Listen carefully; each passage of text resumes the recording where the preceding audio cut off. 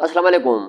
सुबह उठकर अगर आपके मुंह में भी पानी आता है और वो भी गंदा हो तो ये एसोफेगस रिफ्लेक्स और एसिडिटी का अलामत होते हैं। तो जो लोग अपनी एसिडिटी को कम करना चाहते हैं तो ये वीडियो उन लोगों के लिए है। मैं कुछ फैक्ट आप लोगों को बताऊंगा जिनको फॉलो करके आप अपनी एसिडिटी को कम कर सकते हो। सबसे पहले फैक्ट जो है, आप लोगों ने जंक फूड, ऑयली फूड, ज़्यादा मिर्चें और मसाले वाले खाने से परहेज करना है क्योंकि ये हमारे एसिडिटी को बढ़ाते हैं। दूसरा, सुबह उठकर नरम गरम पानी आप लोगों ने पीना है क्योंकि ये भी एसिडिटी में बहुत ज़्यादा फायदेमंद है।